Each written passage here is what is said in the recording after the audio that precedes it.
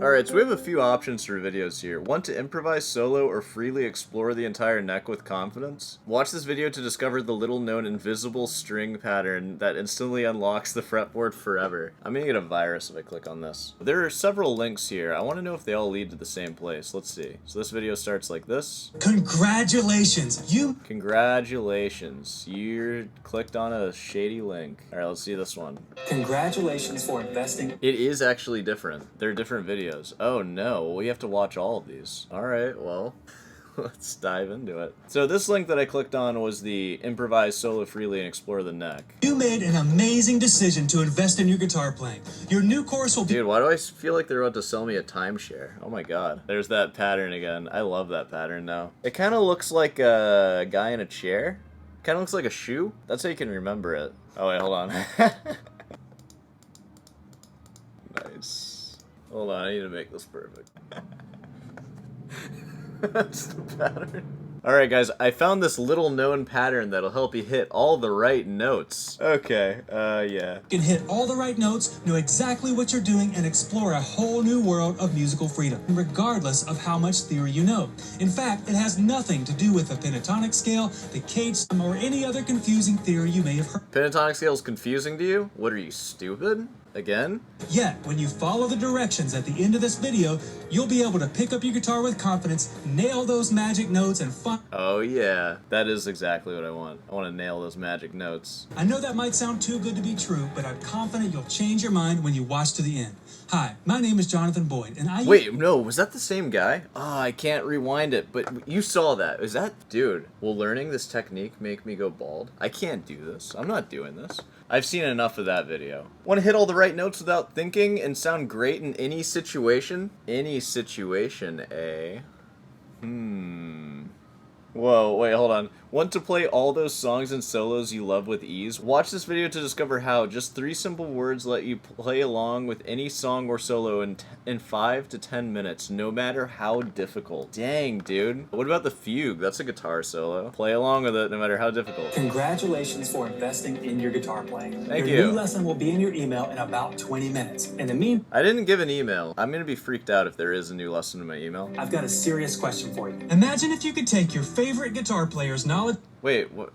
Is this gonna be the same video again? It just switched. experience and implant it into your brain. We're getting kind of science fiction-y with this one. Alright, I like where this is going. Can you imagine how much easier it would be to learn new songs or solos? What, if I was just a different person? What if you weren't yourself anymore? Don't you hate being you? What if you were someone else who didn't suck? Yeah, God, it'd be so much better.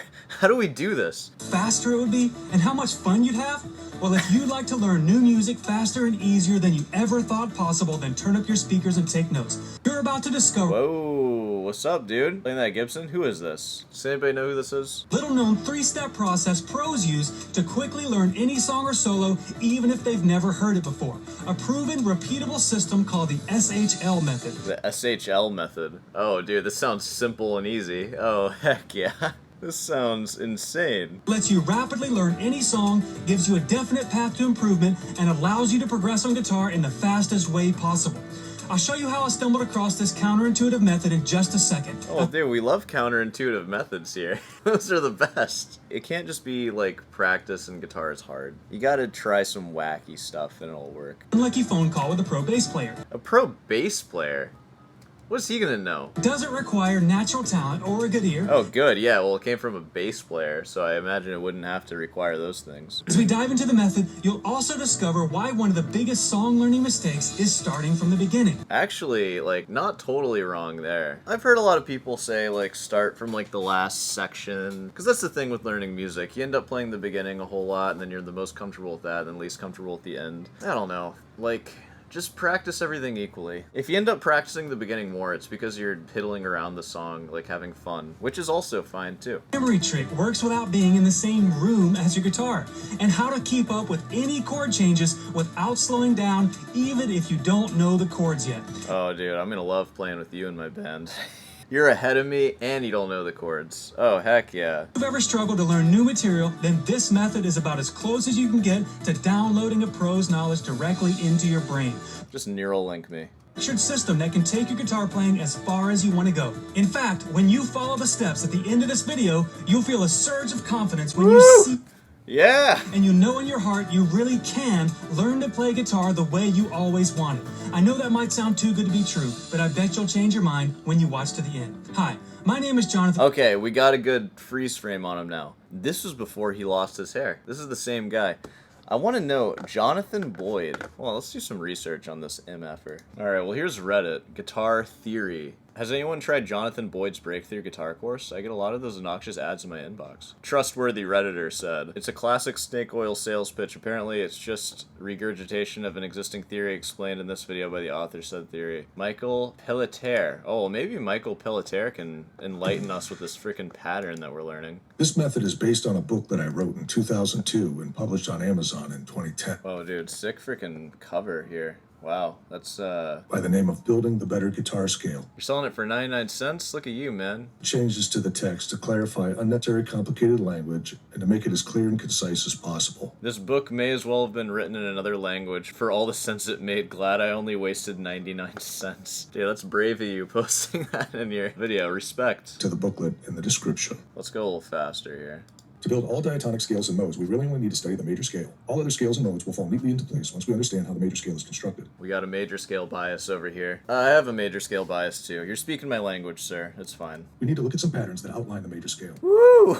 Okay. Alright, we got 7, like, slightly redundant patterns, because a lot of them are exactly the same. Like, the first 2. They're, like, basically the same pattern. Oh, they're all basically the same pattern of the last one. This is kind of closer to what I was saying. Like, this is a longer version. Like, you sort of deduce this from the 5 patterns that I showed you. This is also just one way of learning scales, too. Like, this is a very guitar-centric way of scales, but I think it'll be easier to relate it to other instruments once you do learn these and sort of get a feel for scales that way. Because guitar has its own language that you should learn. That's true for any instrument. If you ever learn guitar in, like, an academic setting, like in, like, a jazz course or a classical, like, setting, I find that it's usually frowned upon to learn scales in this way. It's more accepted that you, like, learn where all the notes are on each string and then know how to build each scale, like using the circle of fifths or whatever, or just knowing the sharps and flats in each scale and then putting it together that way. But these patterns arise from doing that eventually, and I don't think there's anything wrong with these patterns. I use them. I teach these patterns. I think they're great. I think it's easier to learn the patterns first and then figure out all that stuff that I just mentioned after that. Then that's when you can have a really solid understanding of this stuff, and you can talk to other instrumentalists and actually hang with them, and they won't think you're stupid because you can only read tabs. You know, you can actually play with them. You can play, like, their music with them. Each of these patterns starts the major scale on a different scale note or scale degree. Pattern 1 starts Scale degrees, yeah! first note or scale degree 1. Pattern 2 starts on the second. What's your favorite scale degree? Post in the comments. Mine is 4.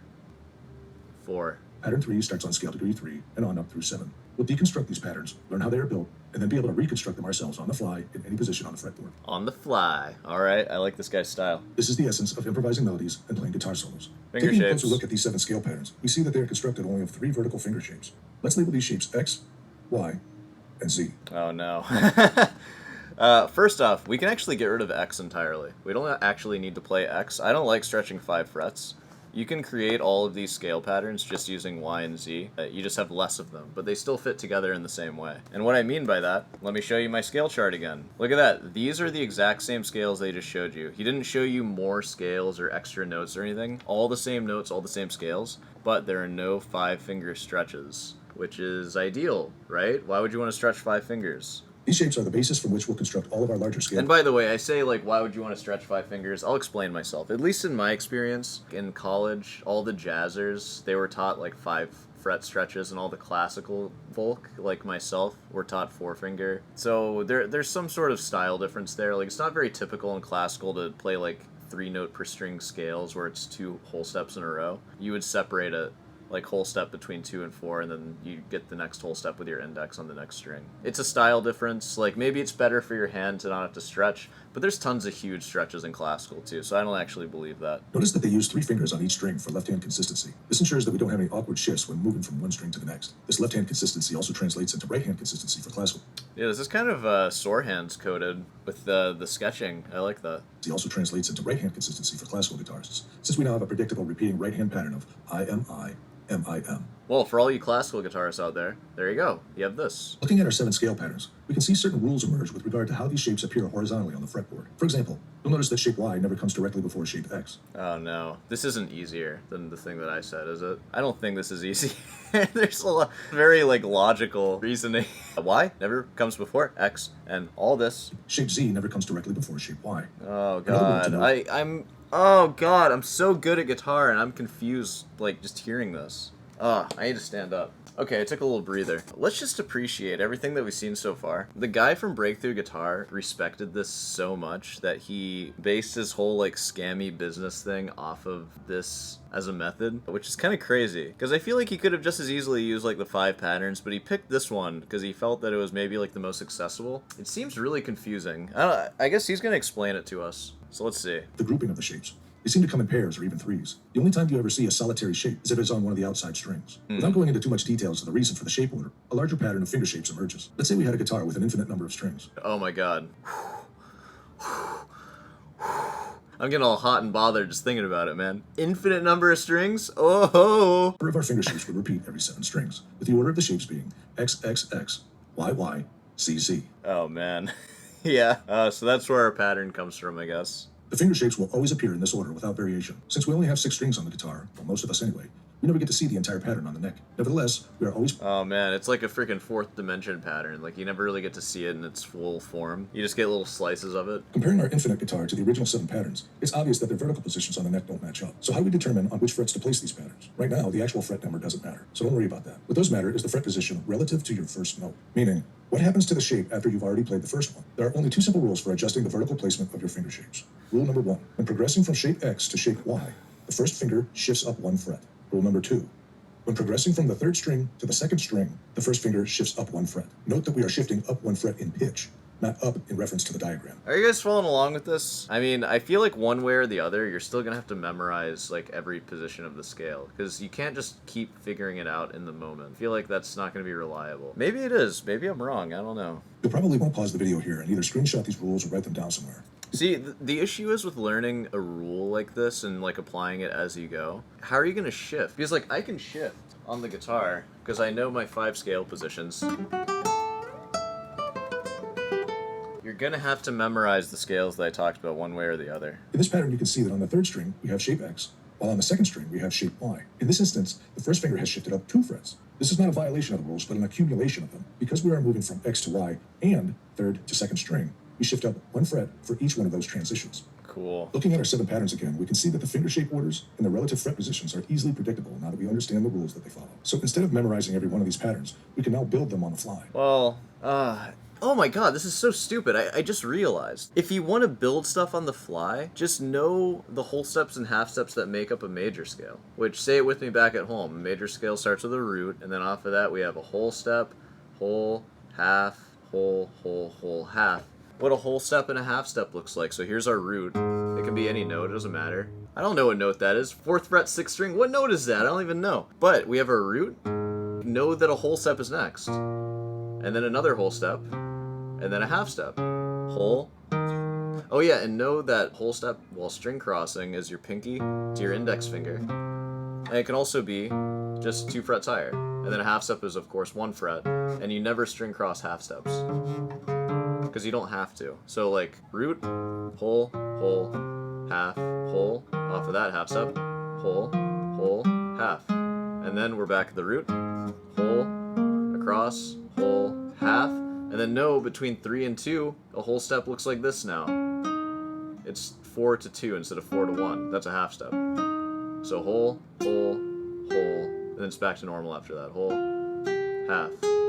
That is so much easier of a rule and so much more applicable to music theory, because at least you're learning whole steps and half steps and what order of them you need for a major scale. And you're not learning this new XYZ random guitar patterns. That's completely ridiculous. That's helpful for nothing except for this one very specific thing. At least with what I'm telling you here with the whole steps and half steps, you can apply that. That's just music theory. That's actual music theory that's applicable anywhere, including the guitar. That's a way better system. Hopefully what I'm saying makes sense, but just know the whole steps and half steps of whatever scale you're trying to play. In this case, it's the major scale, and just learn what the intervals look like on guitar, not this XYZ stuff. stuff. At least with what I'm telling you, you can use it for anything. Like, you can use it to build chords, too. We want to be able to explain our theory to other musicians so we can relate with them. Guitar is already so isolated, and you want to further isolate us by going into XYZ land? This is stupid. This is really dumb. In order to build the pattern, we need to know only two things about it. One, the scale degree on which we are starting the pattern, the first two shapes of that pattern. Here is a chart outlining the first two finger shapes and scale degree. Oh for my each overall god. pattern. No! Again, you may want to pause the video here and take a screen. This is insane. We're done. We're done with this video because there's nothing that he's going to say that's going to convince me that this isn't insane. Kind of wild that this video doesn't have 9 million views. Wow, thank you so much. This video has almost 500,000 views, and that's way more than this video deserves. This is ridiculous. I found this on my own 30 years ago, but since it made me a local guitar hero, I never shared it. Good, I'm glad you didn't share it because it's stupid. It was my superpower. This is the key to speed up and down the fretboard. Good luck. Thanks, dude. Local guitar hero. I love this comment. I'm a terribly mediocre player, but I've been using this method since 1993, so people think I'm way better than I really am. No, dude, you just are as good as people think you are. That's what being good at something is. People think you're good, and then that's just how good you are. You don't get to decide how good you are. Like, oh, I think I'm the freaking best in the world. No, you guys decide that. So don't worry about it, man. You're not terribly mediocre. You're just probably regular mediocre. According to the comments, this video has changed so many people's lives. Like, their guitar playing lives. You know, and I'm happy that it did. Like, I can see that it works. Like, the method works. That's not the issue that I have. I just think that it's way too complicated to actually be, like, useful at all. Mind-blowing. Never heard of this in 50 years of playing. If you've been playing for 50 years and this blew your mind, I don't know. Am I being mean? I might be being mean. I'm sorry. I'm kind of a mean guy. You know, Sore Hands is like a hate channel. We like to do drama and hate here. Maybe I just need to finish the video. I might be judging it like way too soon and way too harshly. Apparently I do that according to some of you. I'm gonna put this thing on double speed just to make it a little more confusing.